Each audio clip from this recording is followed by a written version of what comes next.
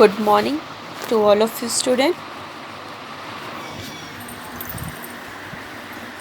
International Marketing Management, जिसमें कि आपका सेकेंड यूनिट चल रहा है। सेकेंड यूनिट में जो टॉपिक हम लोग डिस्कस कर रहे हैं वो टॉपिक है आपका इंटरनेशनल डिस्ट्रीब्यूशन चैनल मीन्स अंतर्राष्ट्रीय वितरण प्रणाली, जिसमें हम लोगों ने उसका मीनिंग स्टडी कर लिया है। देन हम लोगों ने types of international distribution study किया था, जिसमें आपके 2 टाइप्स ऑफ इंटरनेशनल डिस्ट्रीब्यूशन होते हैं। फर्स्ट था आपका डायरेक्ट डिस्ट्रीब्यूशन, जो कि लास्ट क्लास में हम लोगों ने उसके मेरिट्स और डीमेरिट्स भी स्टडी कर लिए हैं। नेक्स्ट जो सेकेंड टाइप हम लोगों ने स्टडी किया था वो था आपका इनडायरेक्ट डिस्ट्रीब्यूशन मीन्स अप्रत्यक्ष वितरण प्रणाली।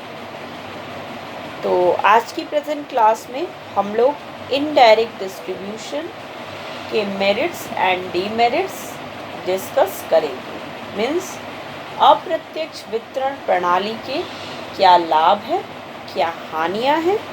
आज की प्रेजेंट क्लास में हम लोग वो सारे मेरिट्स एंड डीमेरिट्स स्टडी करेंगे। Okay, so let's start the class. सबसे पहले मैं एक बार आप लोगों को एक बार रिमाइंड कराना चाहती हूँ कि इनडायरेक्ट डिस्ट्रीब्यूशन चैनल क्या होते हैं। एक बार मीनिंग इसका रिमाइंड कर लेते हैं।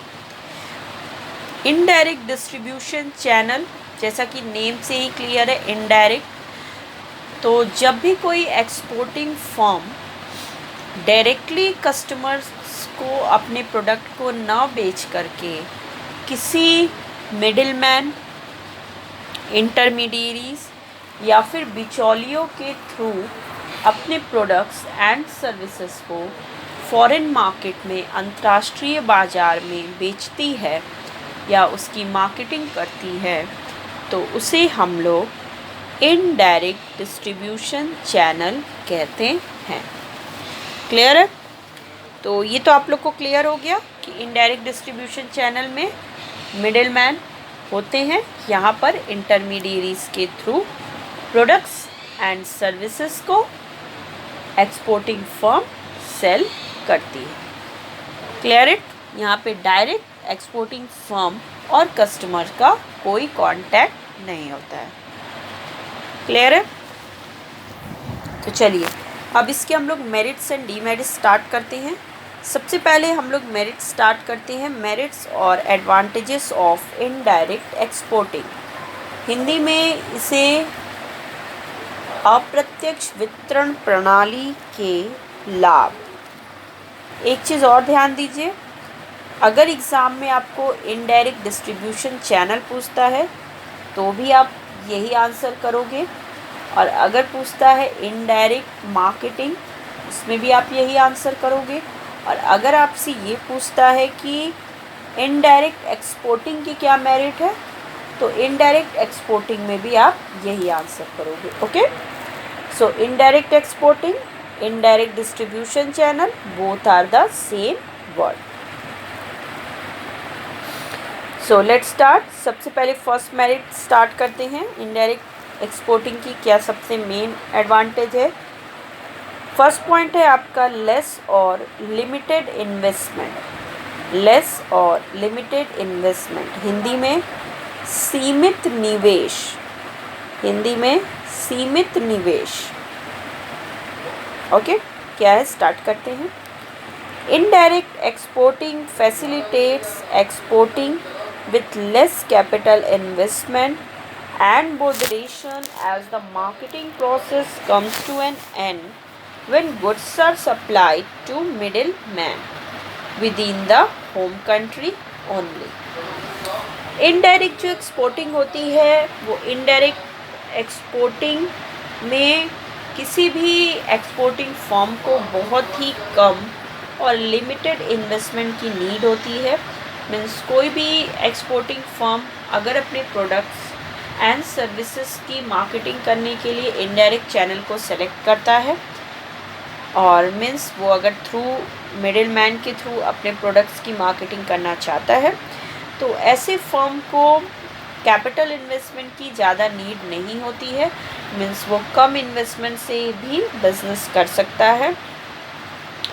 क्योंकि यहाँ पर जो एक्सपोर्टिंग फर्म है उसका काम जैसे ही उसने मिडिल मैन को गुड्स ट्रांसफ़र किया, गुड्स सप्लाई किया, वहीं पर उसका प्रोसेस ख़त्म हो जाता है। मीन्स अपने ही होम कंट्री के मिडिल मैन को गुड्स को सप्लाई करना, उतने में ही एक्सपोर्टिंग फर्म का फंक्शन जो है उतने तक ही वर्क करता है। उसके बाद उसको फॉरेन मार्केट में सेल करना, ये सारी चीज़ें मिडिल मैन करता है। तो क्योंकि एक्सपोर्टिंग फर्म को सिर्फ मिडिल मैन को ही वो गुड्स को सप्लाई करना होता है, इसीलिए एक्सपोर्टिंग फर्म को इनडायरेक्ट एक्सपोर्टिंग कॉन्सेप्ट में कम इन्वेस्टमेंट या लिमिटेड इन्वेस्टमेंट की नीड होती है। ओके, क्लियर है? तो ये था आपका फर्स्ट मेरिट इनडायरेक्ट एक्सपोर्टिंग का। अब हम आ जाते हैं सेकेंड मेरिट क्या है, relief from actual exporting. Relief from actual exporting ये क्या है, स्टार्ट करते हैं। हिंदी में वास्तविक निर्यात से राहत। हिंदी में वास्तविक निर्यात से राहत। Okay, so let's start. Indirect exporting gives relief to the manufacturing firm from the botheration about actual export marketing। Indirect exporting manufacturing firm को, जो भी गुड्स एंड सर्विसेज प्रोड्यूस कर रहा है, जो भी फर्म, उस पर्टिकुलर फर्म को रिलीफ प्रदान करती है, मीन्स रिलीफ देती है एक्चुअल एक्सपोर्ट मार्केटिंग से। क्योंकि अगर कोई भी मैन्युफैक्चरिंग फर्म जिसने कि इनडायरेक्ट एक्सपोर्टिंग चैनल को सेलेक्ट किया है अपनी गुड्स को मार्केटिंग करने के लिए, तो उसे एक्चुअल में फॉरेन मार्केट में जा कर के एक्सपोर्ट नहीं करना होता है, वो तो सिर्फ मिडिल मैन को अपने ही होम कंट्री में ट्रांसफ़र कर देती है, जिससे कि उस पर्टिकुलर मैन्युफैक्चरिंग एक्सपोर्टिंग फर्म को एक्चुअल एक्सपोर्टिंग से राहत और रिलीफ मिल जाती है। तो ऐसी firm, the firm concentrates all attention on the manufacturing activities, और ऐसी फर्म अपना सारा जो कंसंट्रेशन होता है वो अपने गुड्स सर्विसेज को मैन्युफैक्चरिंग करने में लगाती है। क्योंकि इनडायरेक्ट चैनल में मैन्युफैक्चरिंग फर्म को किसी भी तरह की एक्चुअल एक्सपोर्टिंग नहीं करनी होती है, इसीलिए ऐसी फर्म के पास पूरा समय होता है, तो वो समय अपने गुड्स एंड सर्विसेज की मैन्युफैक्चरिंग में लगाती है, उनको ज़्यादा से ज़्यादा प्रोडक्शन करने में लगाती है, जिससे कि ये इनडायरेक्ट चैनल का एक्सपोर्टिंग फर्म को एक बेनिफिट रिसीव होता है। क्लियर है? नेक्स्ट आ जाइए थर्ड पॉइंट। थर्ड पॉइंट है आपका benefit of government incentives. Benefit of government incentives, Hindi में सरकारी प्रोत्साहनों का लाभ।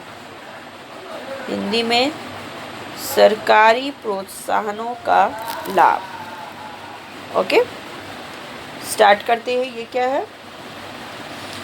The middle man take keen interest in marketing and also in sales promotion.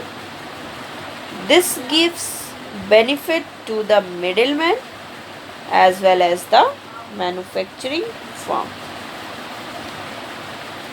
जो भी मिडिलमैन, जितने भी मिडिलमैन होते हैं, वो सभी मेन इंटरेस्ट उनका या मेन काम क्या होता है, किसी भी एक्सपोर्टिंग फर्म के सेल्स को प्रमोट करना या फिर उनके गुड्स एंड सर्विसेज को मार्केटिंग करना।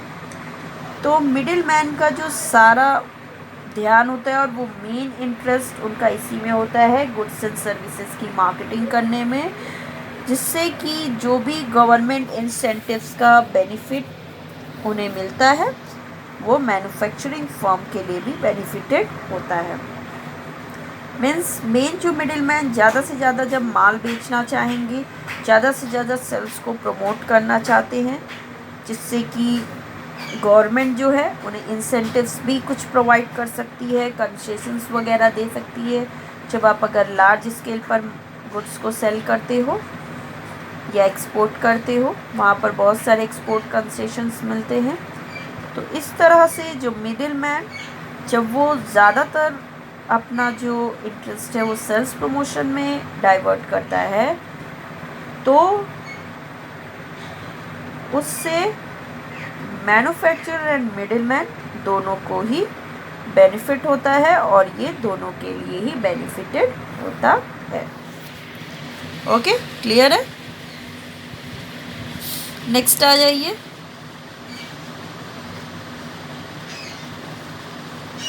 नेक्स्ट जो आपका मेरिट है इनडायरेक्ट डिस्ट्रीब्यूशन चैनल का, वो क्या है, स्टार्ट करते हैं। Limited business risk. Limited business risk Hindi में सीमित व्यावसायिक जोखिम। सीमित व्यावसायिक जोखिम। Okay, so let's start.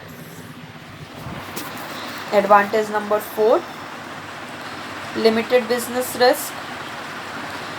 The risk in the exporting is minimum as it is shared partly by the middleman.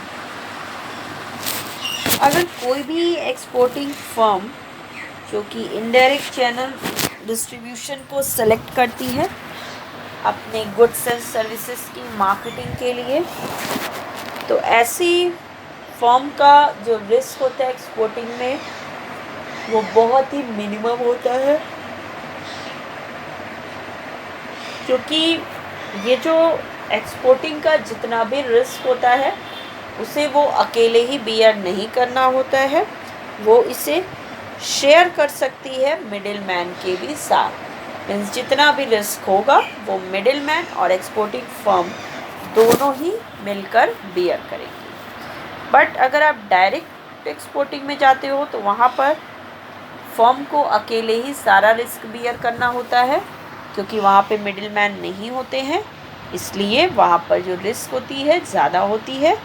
But यहाँ पर क्योंकि मिडिल मैन ईज़िली रिस्क को शेयर कर लेते हैं, इसलिए इनडायरेक्ट एक्सपोर्टिंग में रिस्क जो है वो रिड्यूस हो जाता है। The expenditure on marketing is also less as opening of the foreign branches etc. is not necessary in indirect exporting. इसके अलावा जितने भी एक्सपेंडिचर जो वो मार्केटिंग पे करती है कि उसे फॉरेन में जाकर के अपने ब्रांचेस खोलना होगा, अगर बट क्योंकि उसने इनडायरेक्ट डिस्ट्रीब्यूशन सेलेक्ट किया है तो यहाँ पर उसे ऐसा करने की कोई नीड नहीं है, क्योंकि मिडिल मैन वो खुद ही गुड्स को प्रमोट करेंगे और फॉरेन मार्केट में सेल करेंगे। इसीलिए इनडायरेक्ट डिस्ट्रीब्यूशन चैनल को एडॉप्ट करने में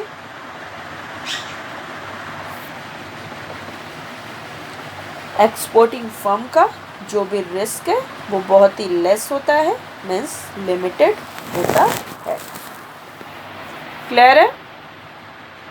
नेक्स्ट आ जाइए।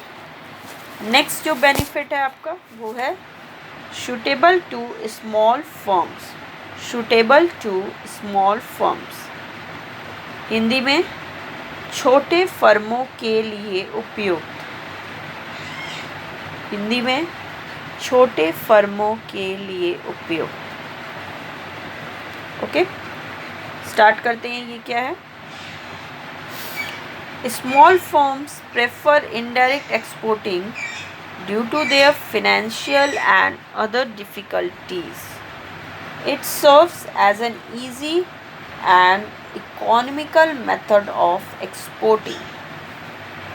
स्मॉल फर्म्स ज़्यादातर प्रेफर करते हैं इनडायरेक्ट एक्सपोर्टिंग को। जितने भी छोटे छोटे फर्म होते हैं वो अपने गुड्स एंड सर्विसेज को एक्सपोर्ट करने में या फिर फॉरेन मार्केट में मार्केटिंग करने के लिए इनडायरेक्ट एक्सपोर्टिंग को ही सेलेक्ट करते हैं, बिकॉज क्योंकि उनकी जो फिनेंशियल और जो अदर डिफ़िकल्टीज़ होती है इसी के कारण वो इनडायरेक्ट एक्सपोर्टिंग चैनल को अडॉप्ट करते हैं। It serves as an easy and economical method of exporting. ये जो इनडायरेक्ट डिस्ट्रीब्यूशन है ये छोटे फर्मों के लिए, स्मॉल फर्म्स के लिए इजी भी होता है क्योंकि इसमें बहुत सारी प्रोसेस नहीं होती हैं, and economical method of exporting. तो छोटे छोटे फर्म के लिए इनडायरेक्ट डिस्ट्रीब्यूशन बहुत ही इजी है और बहुत ही इकोनॉमिकल मेथड होता है गुड्स एंड सर्विसेज के एक्सपोर्टिंग के लिए। ओके, क्लियर है?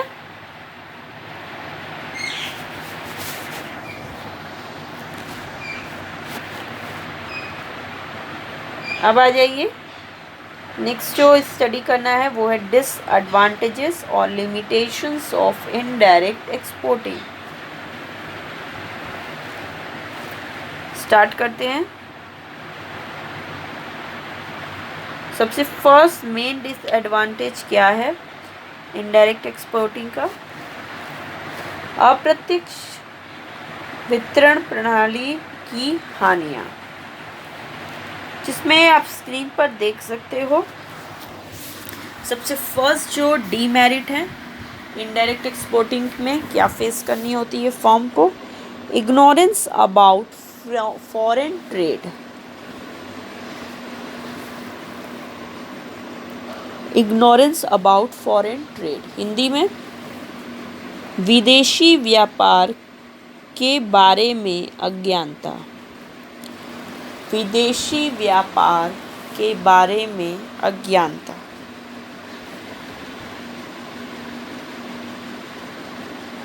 ओके, स्टार्ट करते हैं। Ignorance about foreign trade. The middlemen perform all the functions of export trading. The manufacturer, exporter, even after years of exporting, remains ignorant about foreign markets and marketing operations and continues to be totally dependent on middlemen. Indirect distribution में जितनी भी export trading की activities होती हैं या जितने भी export से रिलेटेड फंक्शन होते हैं उस सभी फंक्शन को मिडिलमैन परफॉर्म करता है। वहाँ पर मैन्युफैक्चरर का उससे कोई लेना देना नहीं होता है। The manufacturer exporter even after years of exporting remains ignorant about foreign markets and marketing operations continues to be totally dependent on middleman। इसीलिए मैन्युफैक्चरर एक्सपोर्टर जो कि बहुत सालों तक एक्सपोर्टिंग करने के बावजूद, क्योंकि वो डायरेक्ट जो है फॉरेन मार्केट में एक्सपोर्ट नहीं करता है, इसीलिए इनडायरेक्ट डिस्ट्रीब्यूशन में एक्सपोर्टिंग फर्म को एक्सपोर्ट फॉरेन ट्रेड की कोई नॉलेज नहीं होती है, ना तो वहाँ के मार्केटिंग ऑपरेशंस की नॉलेज होती है, and continues to be totally dependent on middleman. और इस तरह की एक्सपोर्टिंग फर्म ऑलवेज डिपेंडेंट होती है मिडलमैन पे, क्योंकि मिडलमैन ही इनके सारी एक्सपोर्ट एक्टिविटीज़ को परफॉर्म करते हैं। क्लियर है? नेक्स्ट आ जाइए।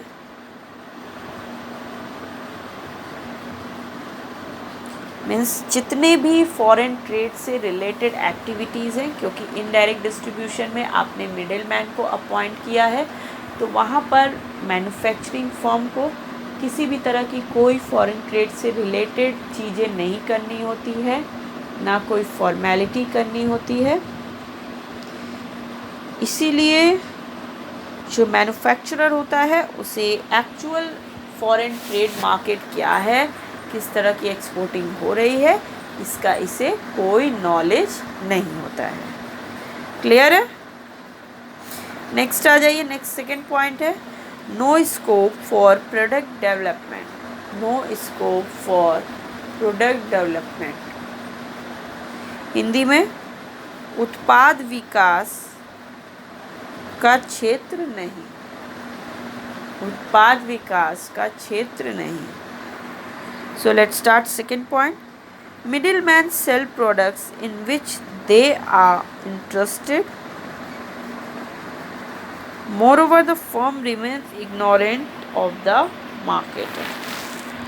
मिडिलमैन सिर्फ वही प्रोडक्ट्स को सेल करते हैं जिसमें एक्चुअल में वो इंटरेस्टेड होते हैं उस पर्टिकुलर प्रोडक्ट को परचेज या सेल करने के लिए, और फर्म्स भी यहाँ पर इग्नोरेंट होती है ऑफ द मार्केट।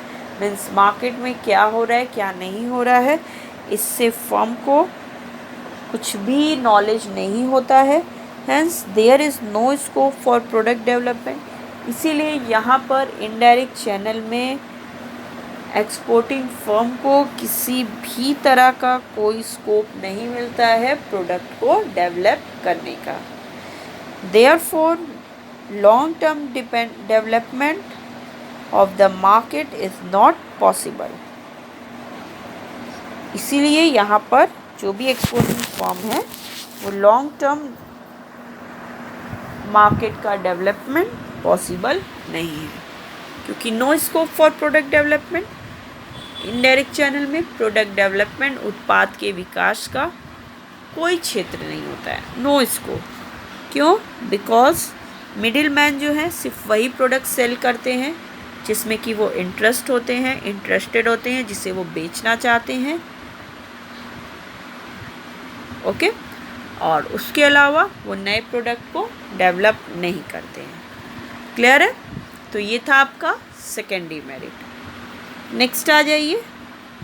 नेक्स्ट जो आपका डीमेरिट वो है availability of middleman. Availability of middleman, Hindi में बिचौलियों की उपलब्धता। हिंदी में बिचौलियों की उपलब्धता। Okay, so let's start. Next point. Export merchants may not be available for all foreign markets. In such countries, to export is possible.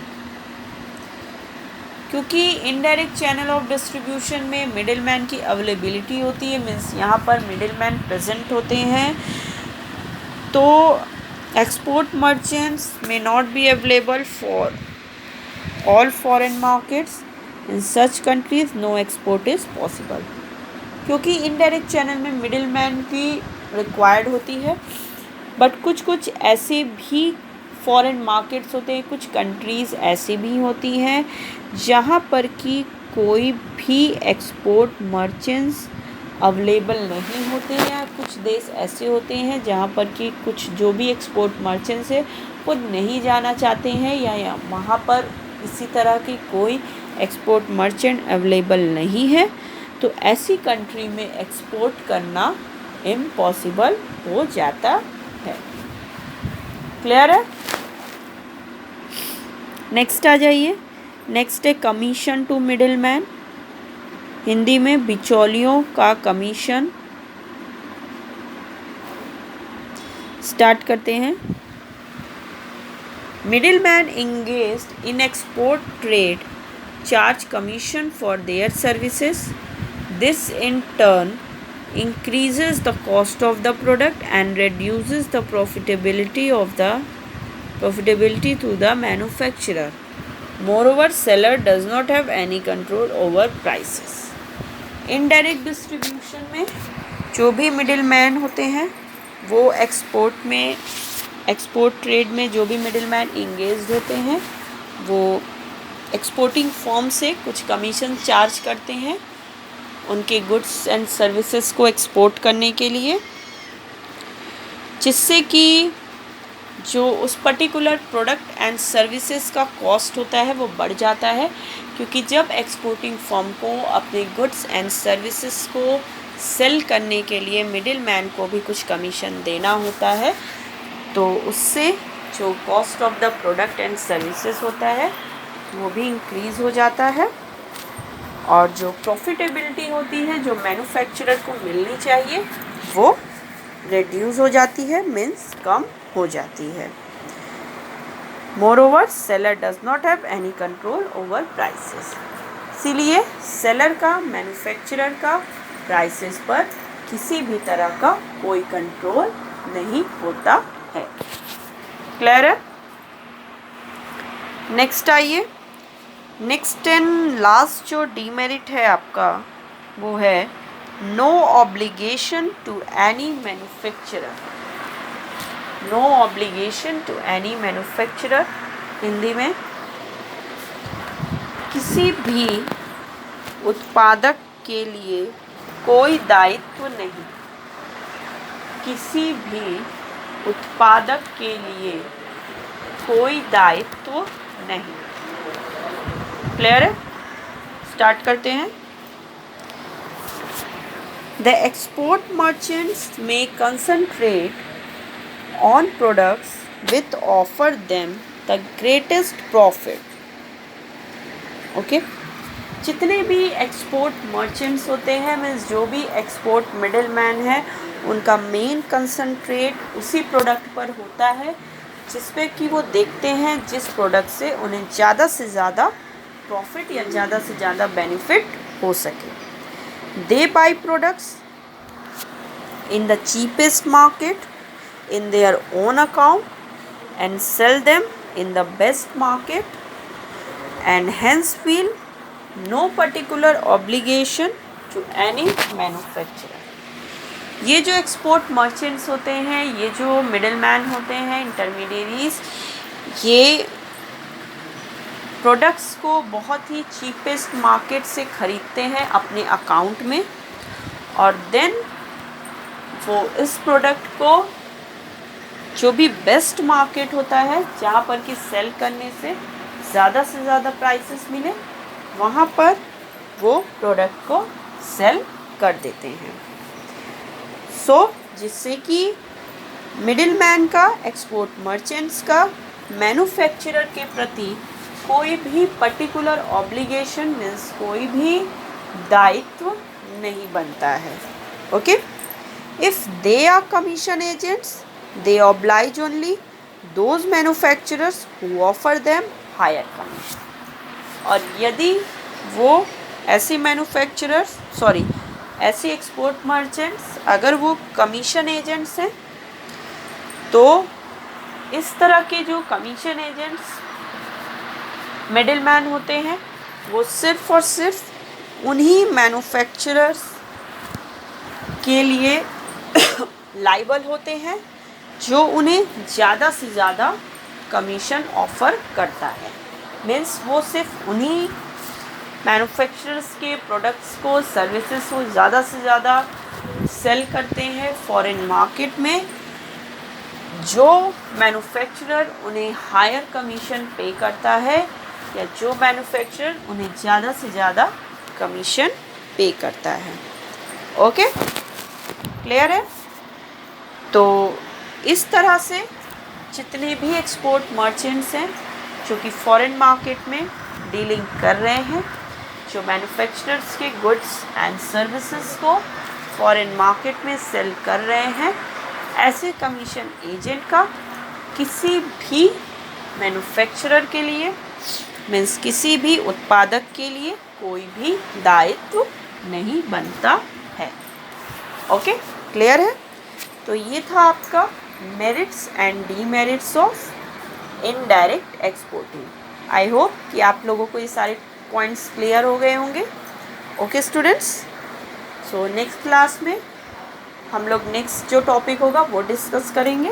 Okay, so the present class is over.